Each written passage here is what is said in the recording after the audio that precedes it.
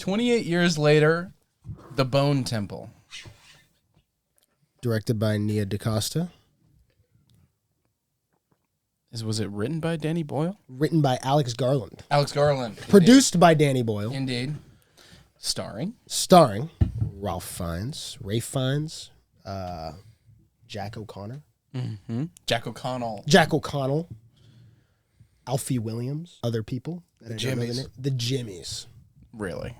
That's the star of the show. Really? Really? Is a sequel to the Legacy sequel. The sequel to the Legacy sequel 28 years later. Mm-hmm. Which came out last year. Yep. We saw. We never talked about it. Well, we talked about it here and there. Yeah. Let's just do it like a brief. Quick. We rewatched it last week. Yes. Okay. Or something, yeah. Off the rewatch, how do you guys feel about 28 years later? Bang. Go. Oh, I feel great. You're getting zoomed in on. I'm feeling great today. Feeling good? Yeah. Good. Feeling great today. So. Yep. Okay. First watch, I didn't like it. Not that I didn't like it. I just didn't know how to feel about it. Yeah. I didn't even rate it. I just gave it a It's an off-putting movie. And then I rewatched it, and it was better than I expected. Everyone did a great job. I think I said like a 9. But gave it like a 9. Okay. So I saw it in theaters when it came out, just like my good brother Luke, and it was not at all what I expected. It was my first 28 day. Movie? I'd never seen any of them. 28 movie. 28 movie. Never seen any of them, and was kind of super off put by the editing. Was it also your first Danny Boyle? What has he made that I might have seen? Sunshine. Train Spotting. Did Slumdog Millionaire. 127 Hours. Never I've seen heard it. about that. Steve Jobs is incredible. It's actually one of the greatest movies I've ever seen. I need to really dive in. Danny Boyle's That was great. my first Danny Boyle production. Yes. Production. And I was a little bit off put. Didn't know how to think. Didn't know how to feel about it at all. But I remember enjoying myself. And then we watched it again last week, and that solidified to me how awesome this movie is. And I think very underappreciated release of last year. And I gave it a 4 out of 5. Mm-hmm. That's it. When we first saw it, I came out loving it a lot. And then when we rewatched it, it just kind of reaffirmed everything that I loved about it. I almost gave it a 10, but I don't know if it's a perfect movie.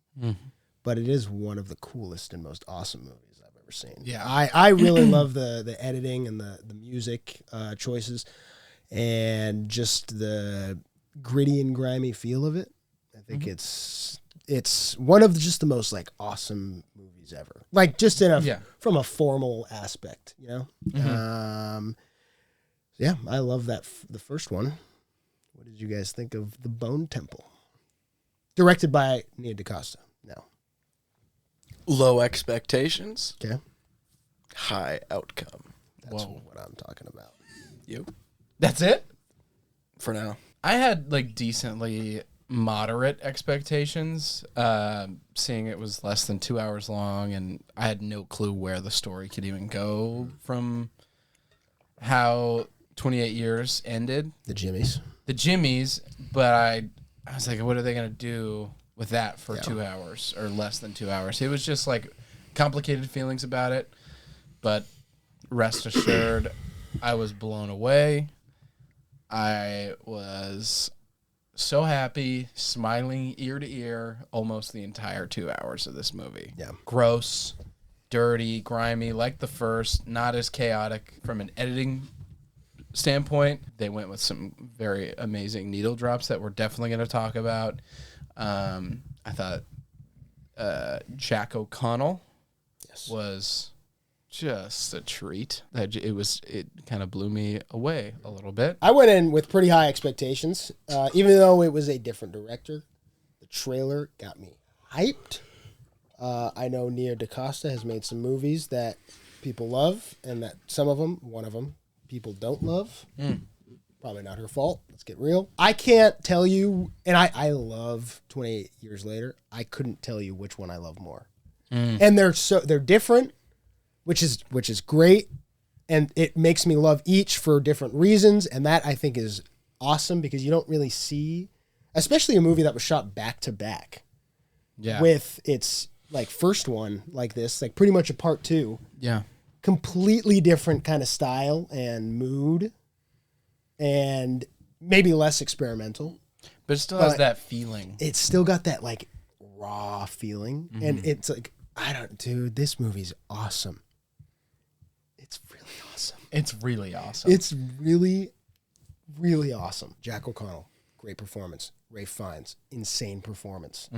Alfie Williams, maybe more of a side character in this. Maybe not. The focus is not entirely on him. Great performance. The guy that plays the alpha, incredible. Really good Performance. Multiple full body chills moments with him specifically. Yeah. Yeah. And it is to do with his performance. This movie's insane. Nia awesome. DaCosta is directing this movie like a madman. Literal bat out of hell. Yeah. Yeah. Literally. Yeah, that's all I'm gonna say. I love this movie a lot. I never would have thought I would have been like, oh, I'm a 28 years days like later head. Like, Yeah. these are like movies that I love genuinely with all my heart. Yeah. Wow. With Nia DaCosta. Whoa. With Nia DaCosta. Just the aura in that The photo. aura in that photo. There's something about that photo that genuinely, it's like really powerful. speaks to me. It speaks to me on a human level. And these movies, for zombie movies, especially now, zombie movies and content and shows and games have been so played out, and I'm so... Walking Dead has gone on for 13 bazillion years, too long. Yeah.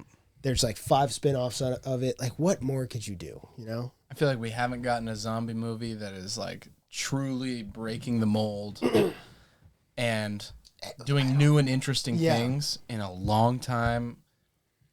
And if that's what you're looking for, and even if it's not what you're looking for, it might be what you need. This is it. 28 years later, The Bone Temple, and 28 years later, that might just be what you need.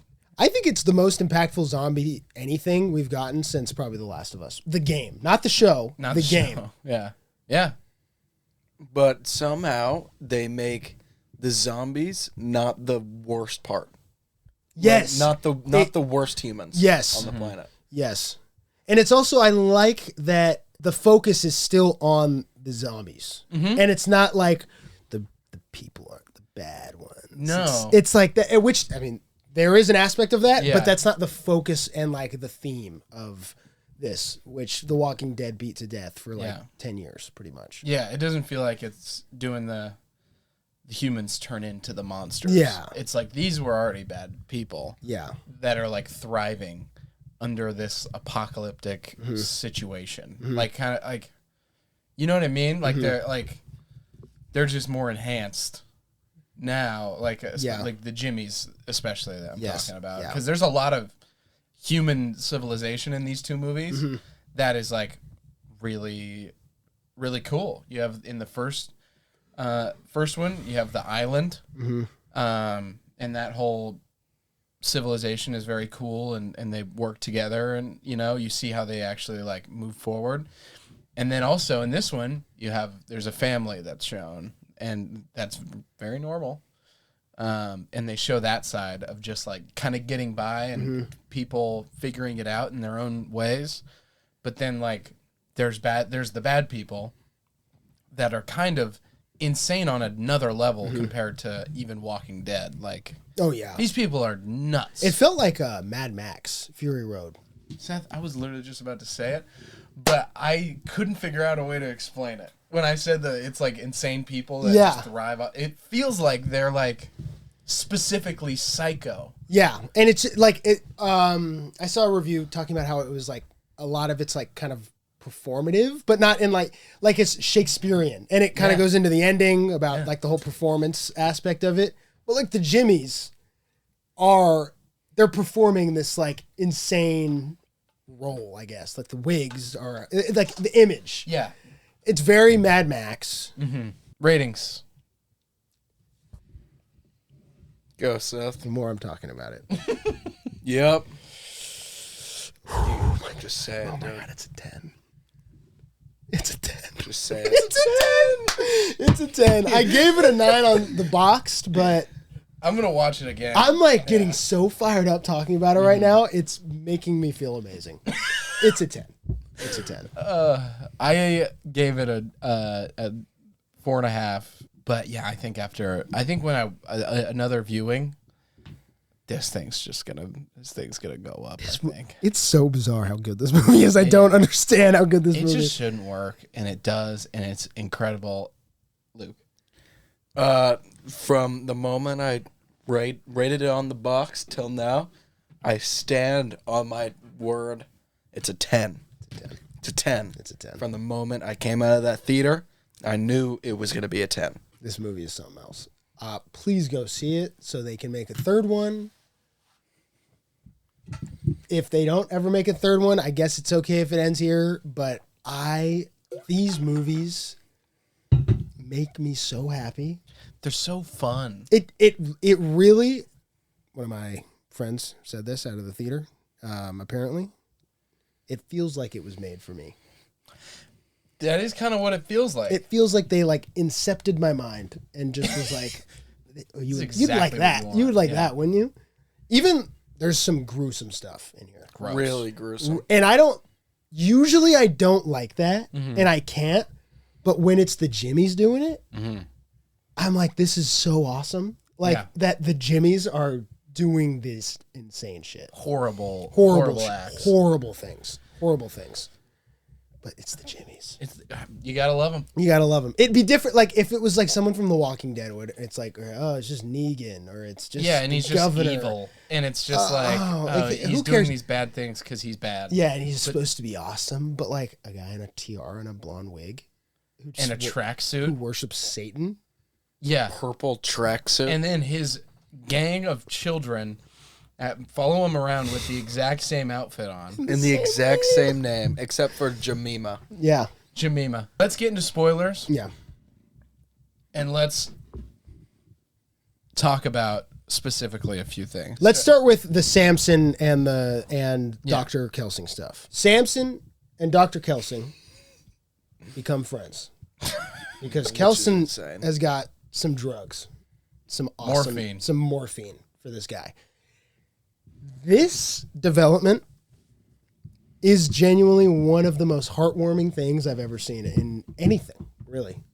When I was watching it, I was expecting, I think through my years of training with watching these kinds of movies, where he was gonna snap. Yeah. I was like waiting. Same. And for there's so much tension there. Oh my gosh. But it just never did. I just got chills. And thank God. Yeah. Because that made it all the more special. I think. The depiction of like, you start realizing why Samson wants, like, kind of craves the morphine. And then, like, in one scene, Ian Kelson's like, you just want a little respite. Like, don't we all? And he, like, kind of comes to that realization. They're, like, talking to himself. Yeah. And, like, Samson doesn't say anything, but you just see, like, him being, like, relieved of all this, like, pain and anger and, like, all that without him ever speaking.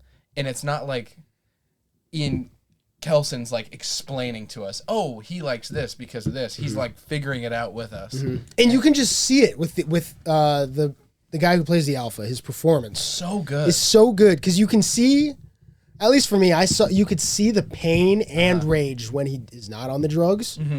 And then it's not like a sense of like, oh, I'm just kind of drugged out. It's like a genuine sense of relief. Yeah. That like the noise and the rage and like everything is not there. It's like therapy. Yeah. It's like, yeah.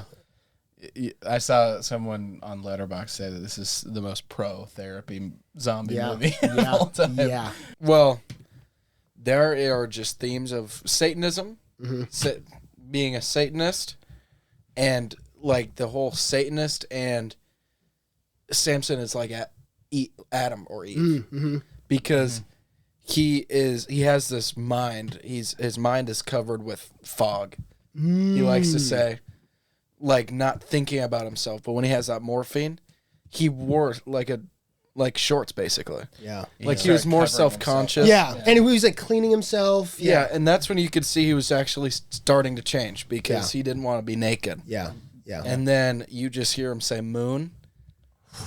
And that's when you're like, wait, what's happening? And that whole thing, when Kelson's about to like kill him, that was so like emotional. Yeah. And like heavy and like very weird because it's huge, massive zombie. Well, it works because that first one, it's horrible. That guy is scary. He's horrifying. Yeah. And even in this one, he rips the guy's head off. Yeah, and starts eating the brain. Yeah, and it's just nasty, Yeah. gross. But like you just feel you care. It makes you care about him. And not in like a cheesy, cheap way. It's really awesome. It is awesome. You stole the words out of my mouth, which is just sick. You know, It's just happens a lot with you. But anyways, as I was saying, now he's dabbing right on you. you could see that he was starting to change, just like how the Bible depicted. Yeah. Adam and Eve, once they sinned, they were self-conscious about their bodies. You could see that with Samson, and then as soon as he was like, I don't have a ticket, that's when you like were like, he actually is changed now. Yeah. Not on his physical form, but in his head that fog cleared. Yeah. And he's like a human now. Yeah. With super strength. Alpha powers. Alpha powers, and he's immune. The scene of him throwing all the zombies around in the train. Oh my goodness!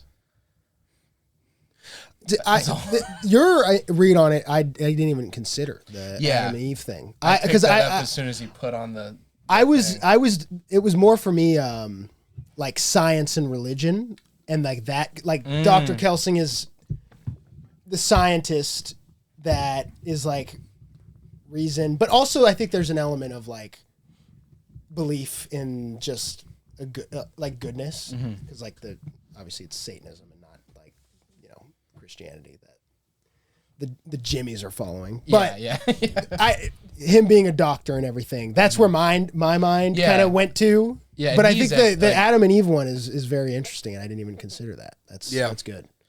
I feel like we're gonna talk about a bunch of stuff. Yeah, we got it. But one last thing we should talk about is how much funnier this one is than the first 28 Years Later. Oh, is it? Because I feel like they're both pretty. Well, wait, no, because it doesn't have any of this stuff. Yeah, it doesn't have Jimmy. No, yeah, until infinitum. Yeah. You're right. Yeah. Jimmy is hilarious the entire time he's on screen. Even when he's doing the horrible things, he's so funny. It's just entertaining. Yeah. He's so good. Yeah. And when he sees Dr. Kelson, oh my God, it's the best. Yep, that's him. I'm gonna go square it with him. I'm gonna go. Yeah. So he sees him from far away, and it's a guy with red skin in a field of bones, or however they. If I saw that, I'd be like, that is the devil. That's Satan. That's Satan. That's him. That's him. That's all Nick. And so all of his followers were convinced that this was him, and he's looking at it, and you could see that he's like not convinced. Well, he's probably like, this isn't like, it's not real, but like that it might be. Actually could be him. What's going on? And you see the whole thing play out. Yeah. And he goes, "Yep, that's him." It's so good.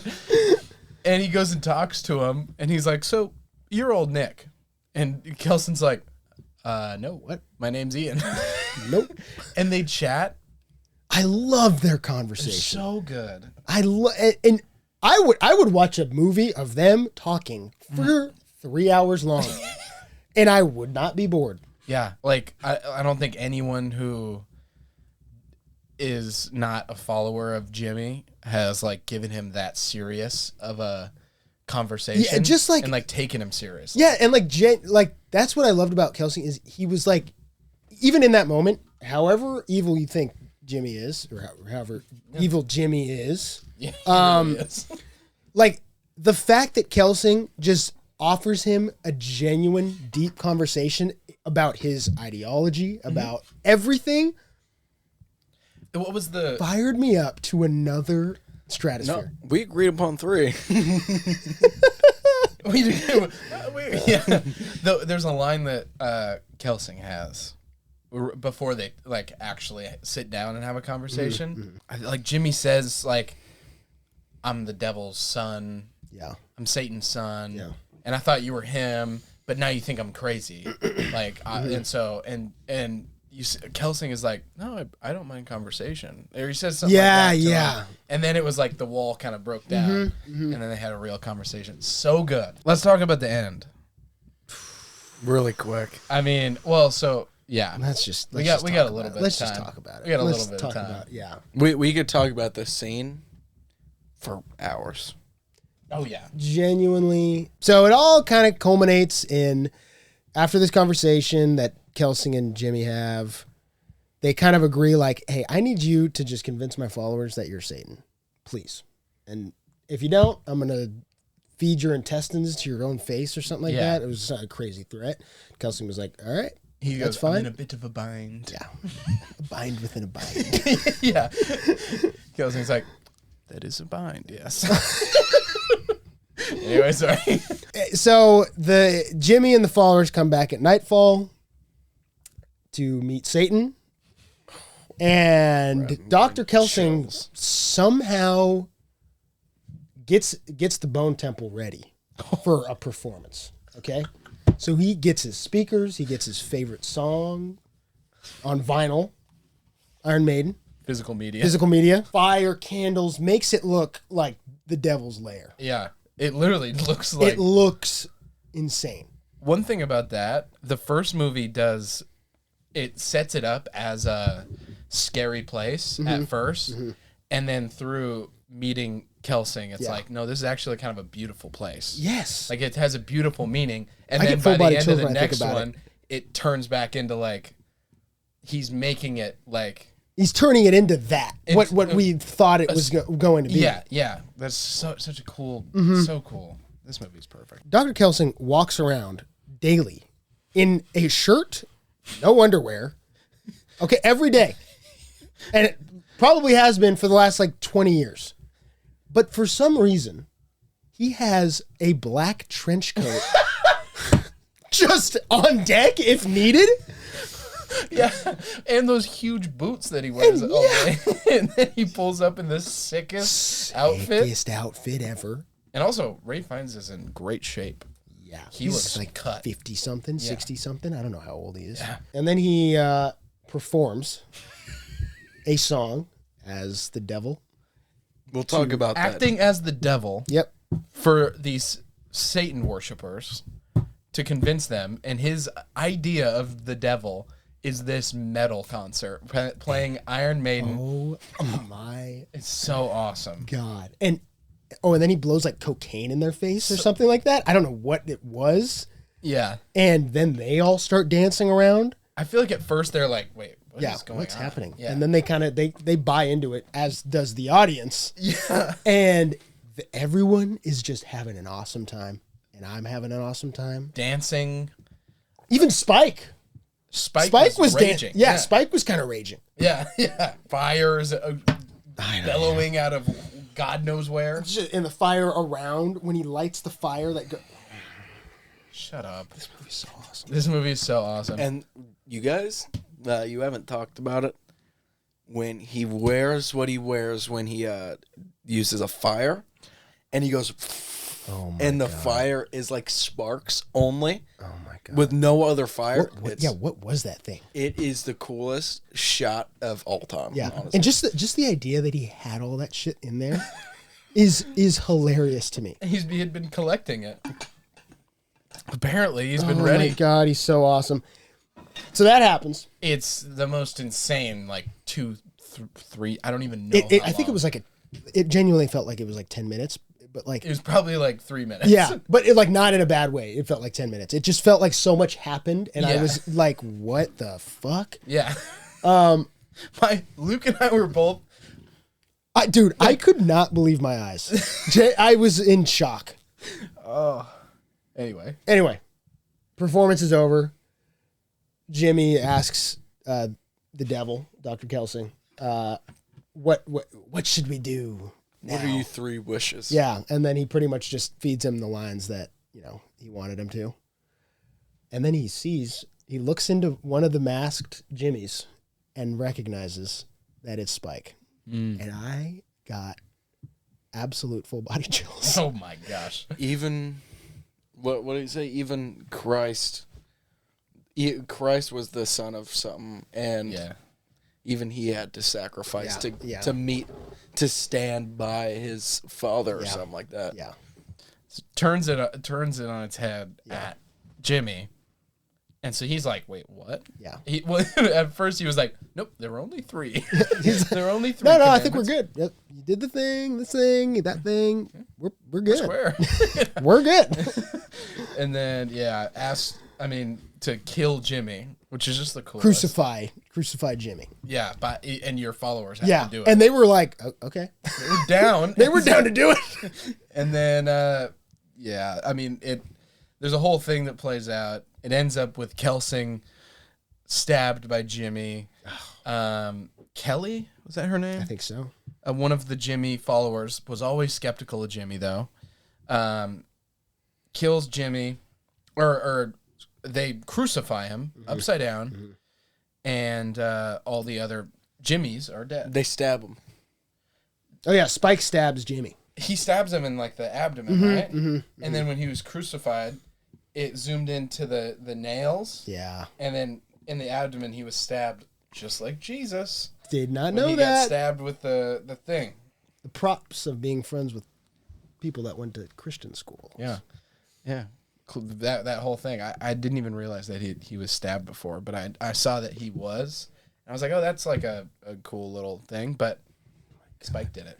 Very cool. Yikes. Kelsing is fading. Talks to Spike. They could just watch the movie and I guess. But I'm getting to the fact that Samson comes back at the end. Yeah. Jimmy thinks Samson is the devil.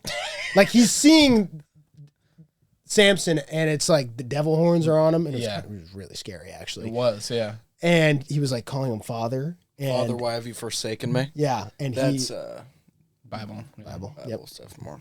And instead of grabbing Jimmy or consoling Jimmy, he goes right to Dr. Kelsing. And I got full body chills. He's talking to him. Yeah, dude. Man.